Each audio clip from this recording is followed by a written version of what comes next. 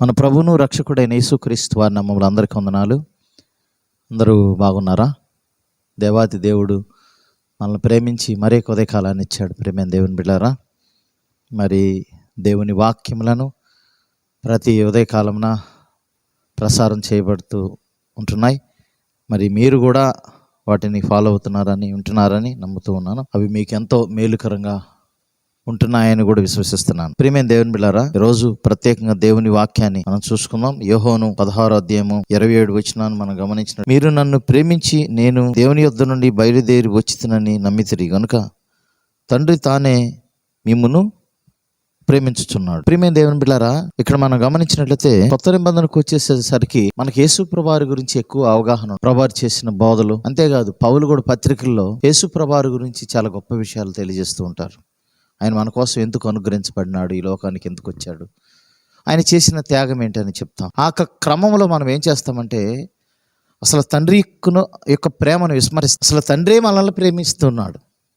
ఇర్మియా గ్రంథంలో చెప్తాడు కదా, శాశ్వతమైన ప్రేమతో నేను నిన్ను ప్రేమించున్నాను గనుక విడువక నీడలా కృప చూపుచున్నాను అంటాడు. అనగా దేవుడి ప్రేమ శాశ్వతమైనది. మనల్ని అందరినీ ఆయన కుమారులుగా కుమార్తెలుగా స్వీకరించడానికి తన ప్రియకుమారుడైన లేక ఏకైక అద్వితీయ కుమారుని యేసు ప్రభువారిని ఈ లోకానికి పంపించారు. అబ్బా తండ్రి అని మొరపెట్టే ఆత్మను దేవుడు మనకిచ్చాడు. అంతేకాదు ప్రియమైన దేవుని బిడ్డలారా, మనల్ని ఎంతగా ప్రేమించాడంటే దేవుడు తన కుమారుడు ఏకైక కుమారుడు యేసయ్యని నలగొట్టబడటకు కూడా ఇష్టపడ్డాడు. ఆయన ఎందుకు? మన పాపములు ఆయన మీద వేశాడు, మన దోషములు ఆయన మీద వేశాడు, మనకు రావాల్సిన శిక్షను ఆయన భరించేటట్టు చేశాడు. చూడండి, కాబట్టి తండ్రి ప్రేమ ఎంత గొప్పదో చూడండి. ప్రియమైన దేవుని మన పరలోకపు తండ్రి యేసు ప్రభువారు మెన్షన్ చేస్తూ 6వ అధ్యాయంలో 26 నుండి 34 వచనాలు మనం చూస్తాం. అక్కడ మనకు కావలసిన ప్రతి అవసరాలను కూడా, ఆహారము కానీ, మరి వస్త్రాలు కానీ, ఇంకా మనకు కావాల్సినటువంటి గృహము కానీ, వీటన్నిటి విషయంలో దేవుడు మన గురించి ఆలోచిస్తూ ఉన్నాడు.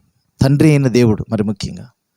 అందుకనే యేసు ప్రభువారు తన శిష్యులను పరిచయం చేస్తూ ప్రార్థించడం నేర్పిస్తూ, పరలోకమందున్న మా తండ్రి నీ నామం పరిశుద్ధపరచబడునుగాక, నీ రాజ్యం వచ్చుగాక అని శిష్యులకి నేర్పిస్తాడు. అంటే తండ్రి యొక్క ప్రాధాన్యతను మనం ఎంతగా గమనిస్తామో చూడండి. ప్రేమింది ఈ ఇహలోక సంబంధంగా మనకు తండ్రులు ఉంటారు, వారు మన అవసరాలు చూస్తారు. అయితే పరలోకపు తండ్రి ఈ భూ సంబంధమైన అవసరాలతో పాటు నిత్యజీవం ఒకటి ఉందని, మనకి ఆ నిత్యజీవం కావాలని ఎరిగి ఉన్నాడు కనుక ఆ నిత్యజీవంలో వెళ్ళాలంటే పరిశుద్ధులే వెళ్ళాలి. కాబట్టి తన ప్రియకుమారుడిని యేసు ప్రభువారిని రక్తం కార్చేటట్లు, లేకపోతే ఆయన రక్తం ద్వారా మానవాళికి అందరూ కూడా పాప విముక్తి కలుగుతుందని తండ్రి ఏర్పాటు చేశాడు ఆ గొప్ప ప్రణాళికను.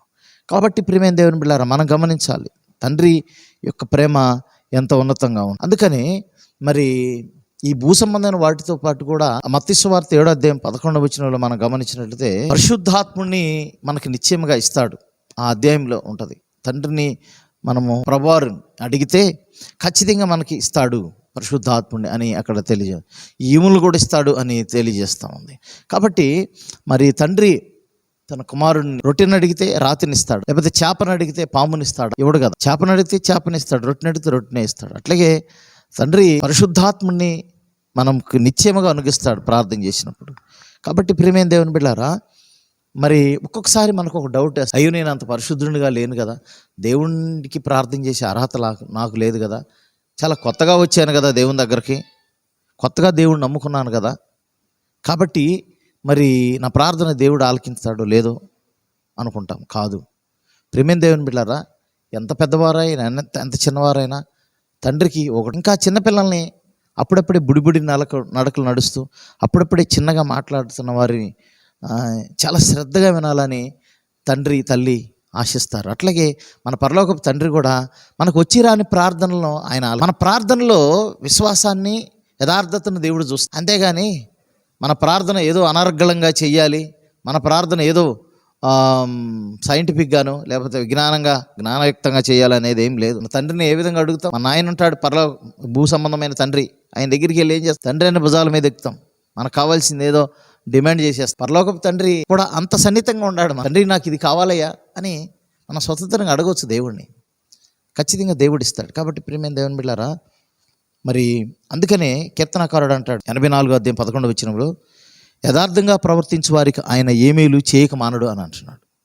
కాబట్టి పెద్ద చిన్న అనే కాదు, మనలో దేవుడు ఏం చూస్తాడంటే యథార్థత చూస్తాడు. ఆయన ఖచ్చితంగా మేలు చేస్తాడు. అంతేకాదు కీర్తనలు 27:4 అంటాడు, యెహోవాను బట్టి సంతోషించుము, ఆయన నీ హృదయ వాంఛలను తీర్చును. కాబట్టి ప్రియమైన దేవుని బిడ్డలారా, మరి తండ్రి అయిన దేవాతి దేవుడు మనల్ని ప్రేమిస్తున్నాడండి.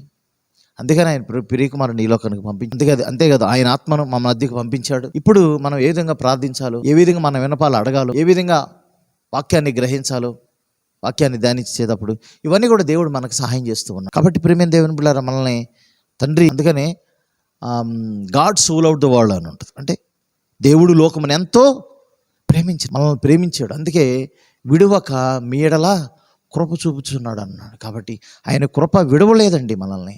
అందుకని ఈ లోకంలో ఇంకా మరి ఎన్ని చెడ్డ పనులు చేస్తున్నా, ఎన్ని అయోగ్యమైన పనులు చేస్తున్నా, దేవుడిని ఎన్ని దుఃఖపెట్టే పనులు చేస్తున్నా కానీ దేవుడు ఇంకా మనల్ని ప్రేమిస్తున్నాడు. అంటే ఆయన అత్యంతమైన కృప, విడువని ప్రేమ, విడువని కృప. కాబట్టి దేవుడు నమ్మదగిన దేవుడు. ఆయన పరలోకపు తండ్రిగా మనము కలిగి ఉన్నాం కనుక ఆయన ఎప్పుడు మనం కమ్యూనికేట్ చేస్తూ ఆయనతో ఎప్పుడు సాన్నిధ్య సంబంధాన్ని కలిగి ఉంటే మనం గొప్ప అద్భుతాలు, ఆశ్చర్యకార్యాలు మన కుటుంబాల్లో చూస్తాం. అంతేకాదు మన తెలిసిన వారికి కూడా మన ద్వారా అనేక ఆశీర్వాదాలు దేవుడు వారికి దయచేస్తాడు.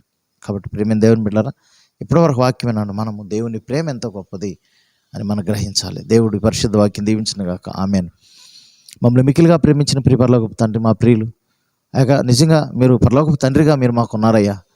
మాకు ప్రభు ఈ భూ సంబంధం ఈవులనే కాదు, పర సంబంధం ప్రతి ఆశీర్వాదం ఇచ్చే దేవుడు నాయన. అయ్యా, జ్యోతిర్మయుడు తండ్రి యొద్ద నుండి మనకు అనుగ్రహించబడుతున్నాను యాకోబు రాస్తూ ఉన్నాడు. అవును, మీ యొద్ద నుండే మాకు ప్రతీతి కలుగుతుంది. మీకు వందనాలయ్యా, స్తోత్రం. యథార్థత మీరు చూస్తున్నారు. యథార్థంగా ప్రార్థన చేసేవారి ప్రార్థన మీరు ఖచ్చితంగా వింటారు. నిజంగా మొరపెట్టేవారి మొరను ఆలకించే దేవుడు కాబట్టి మీ ప్రేమ అత్యున్నతమైనది. నీకు వందనాలు చెల్లిస్తూ అయ్యా, నీ కృప ఎడబాయినది, విడువనిది. కాబట్టి నేనేమాత్రం ఎన్నడూ విడువనని చెప్పిన గొప్ప దేవుడు కాబట్టి మీకు వందనాలు చెల్లిస్తూ మమ్మల్ని దీవించి బలపరచమని యేసు పరిశుద్ధ నామమున అడిగి పెట్టుకుని ప్రార్థన చేస్తున్నాం తండ్రి. ఆమేన్. తండ్రి అయిన దేవుని ప్రేమ ప్రభువైన యేసుక్రీస్తు వారి కృప, పరిశుద్ధాత్మ సహవాసం ఇక్కడ చేరమనుకును సకల పరిశుద్ధులకి ఎల్లప్పుడూ తోడే నడిపించును గాక. ఆమేన్. అందరికీ వందనాలు. ప్రేమైన దేవుని బిడ్డలారా, మరి కొద్ది కాలాన్ని కలుసుకుందాం. దేవుడు మీ అందరూ దీవించి ఆశీర్వదించి బలపరచును గాక. God bless you.